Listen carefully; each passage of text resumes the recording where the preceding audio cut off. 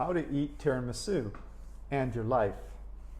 As the tiramisu touches your tongue, you're comparing the texture and flavor to a memory of the best tiramisu you ever tasted.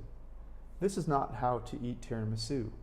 You ordered tiramisu, you wanted tiramisu, you took the first bite of tiramisu, the tiramisu is in your mouth, you haven't even swallowed the first bite, and you have already determined whether or not it's as good as your favorite tiramisu. This is not how to eat tiramisu. This is not how to live your life. Before you swallow the first bite, you've decided that it's not as good as the other tiramisu, but you still have 9 more bites. You're going to be eating not as good tiramisu for 9 more bites. Why do that to yourself? You can't eat the tiramisu memory today, so why put it on your plate? This is not how to eat today's tiramisu. This is not how to live this moment. You have both perception and memory. They have a place, and keeping track of where you found the best tiramisu, it's useful information. You can choose to go there next time. But you still have 9 bites in front of you. So what can you do different now? Here's how to eat tiramisu. Here's how to eat your life. Choose tiramisu. Order tiramisu. Just don't eat tiramisu. Eat what they put in front of you. Put it in your mouth. Be with the flavors. Be with the aroma. Be with the texture. Be in your life as a first experience, not as a compared memory.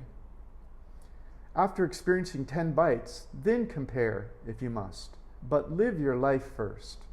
This is how to eat tiramisu. This is how to eat your life. This is Dan from Vagabond Buddha. I was listening to an Alan Watts tape on YouTube while I run, and this idea came to me, how to eat tiramisu as a metaphor for living. So there is a me-ness, me, M-E-ness, N-E-S-S, the personality of me, that part of me that is my story, that commentator of my life that wants to share how I've had tiramisu before, where I've had tiramisu, when, why it's better than this tiramisu. If you notice, your mind comments on most everything if you pay attention. It sees everything around you as an object, defines it, labels it, good or bad, criticizes how it could be better, and there's no limit to what it has an opinion about.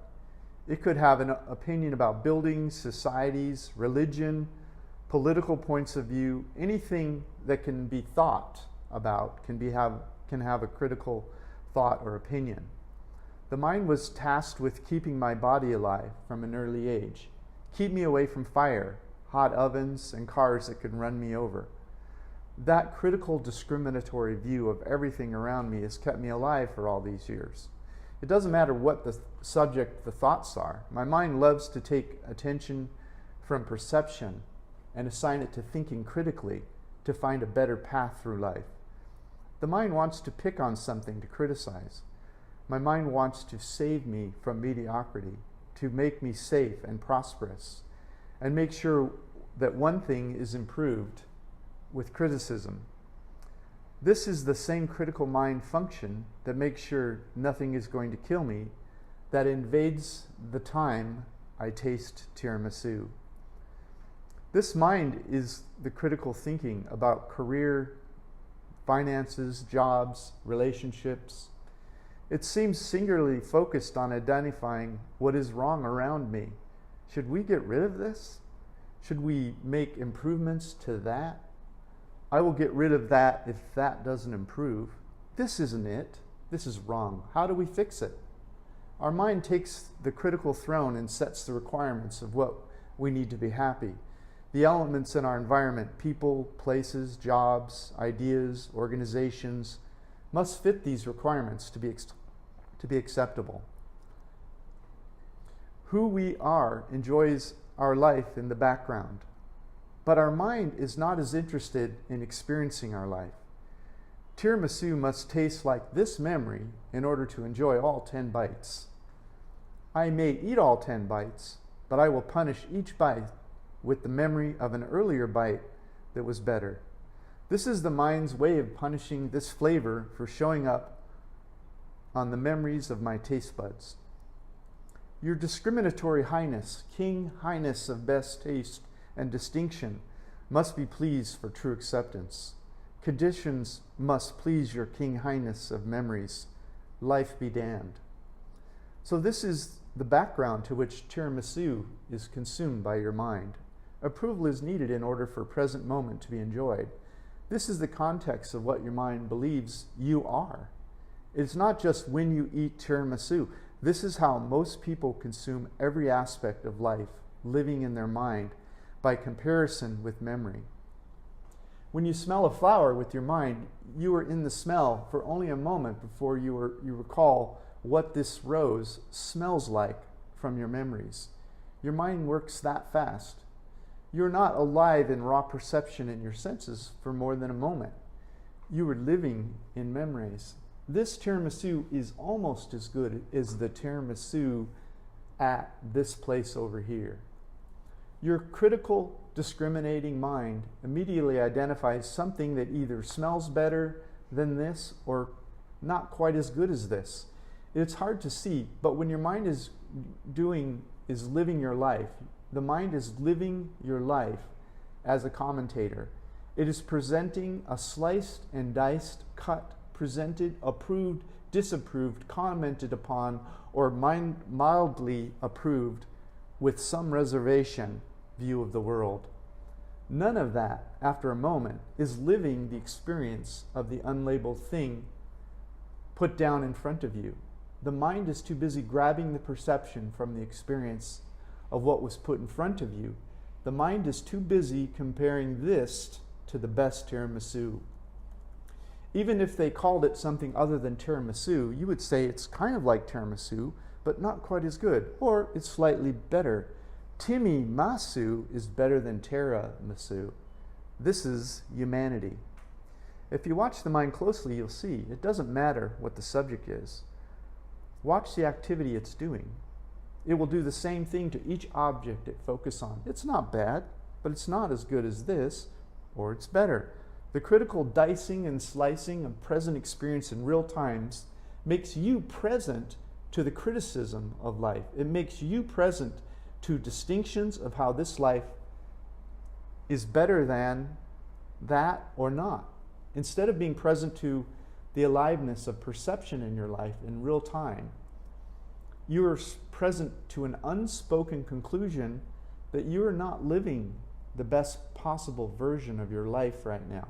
There is a better tiramisu out there, and you still have 9 bites to eat. Almost immediately after the tiramisu touches your tongue, you're present to the fact that you are not eating what you want to eat right now. It is the nature of living in the everyday life of the mind that this moment isn't always the best day of your life. You are living in a series of observations that life is second best, third best, or worse. It can often tell you the best previous moment.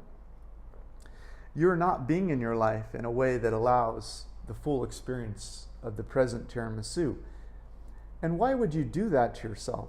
Why are you ruining this moment by punishing the present moment with a memory of a previous tiramisu that's not even in front of you right now? You can't choose that tiramisu right now. You can't experience this tiramisu now, either because your mind is flooding the present moment with critical comparisons that you can't use right now. You can only eat now. You can't eat yesterday now. You can't eat tomorrow now. You're not living your life. So what do you do about it? You need to live at this moment, the only life that is available to you now. Some people try meditation, others try yoga. You have to be present now. Be aware of everything all around you, all at once, without focus. Be alive now. Be in the awareness itself, instead of being in your autobiography of previous moments as compared to now.